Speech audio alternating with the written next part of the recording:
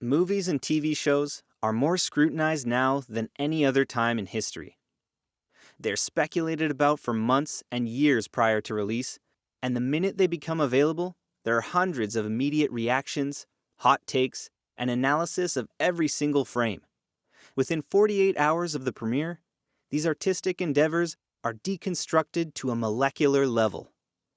After finishing Marvel's super popular Wanda Vision, which presented viewers with intriguing mysteries, most of which were solved with unsatisfying conclusions, the mysterious aerospace engineer alluded to turned out to be no one of interest.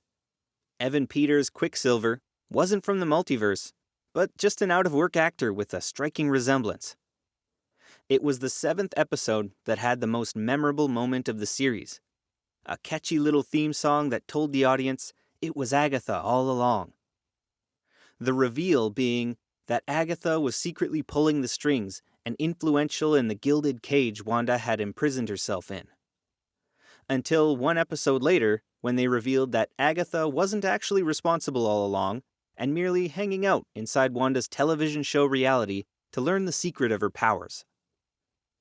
That didn't stop Agatha All Along from becoming a meme and a pop culture moment, as the clip quickly hit 1 million views on YouTube, and the song shot off Spotify's most played list.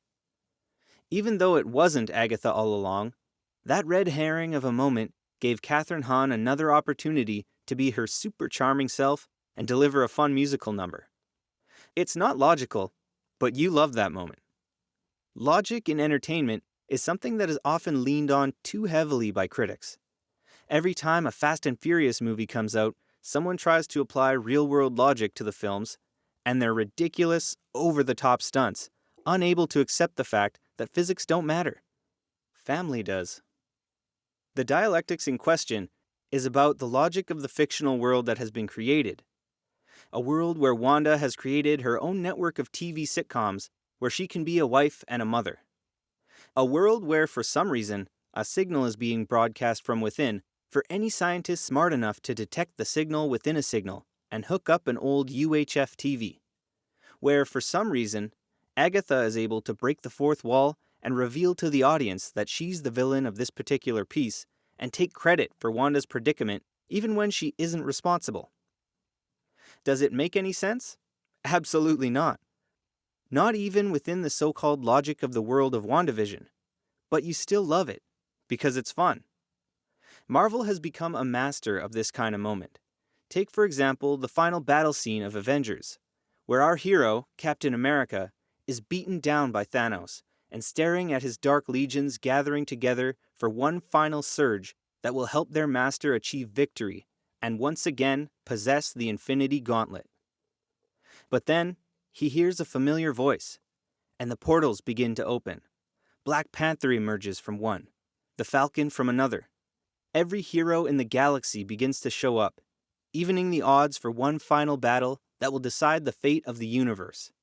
Then, once they have all formed a battle line, Captain America says that amazing line, "Avengers, Assemble!" And the audience cheers wildly as every hero in the Marvel Cinematic Universe marches into battle. But here's the thing. They were already assembled.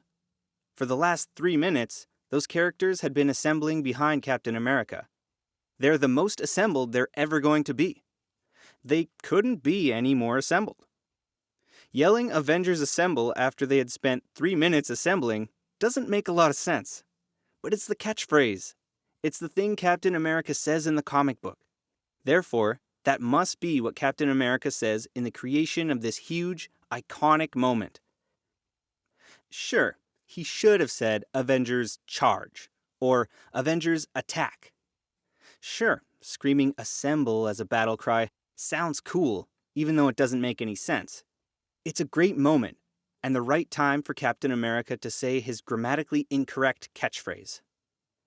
Being illogical doesn't make that moment any less enjoyable. The hair on the back of your neck doesn't stop standing up because Stan Lee was attempting to use some alliteration to form a catchphrase for his popular superhero team. It's a great moment.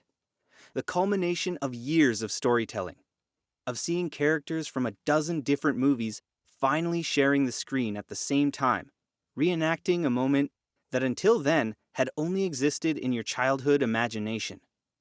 That leads me back to Wanda Vision, a show which relies heavily on smoke and mirrors to justify its existence.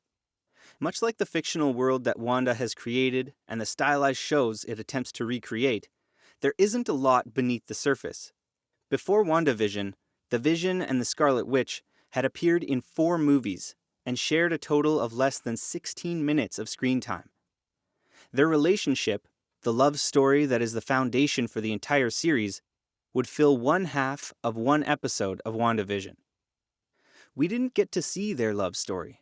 We got brief glimpses of moments between them, shoehorned into grander, more epic stories.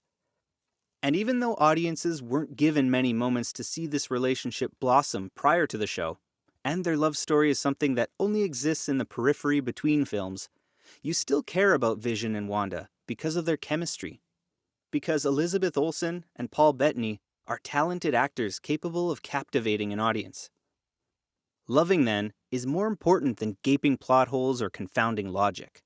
That's why you can sing the tune for Agatha All Along, and why the hair on the back of your neck stands up when you hear Avengers Assemble. When it comes to entertainment, love is more important than logic.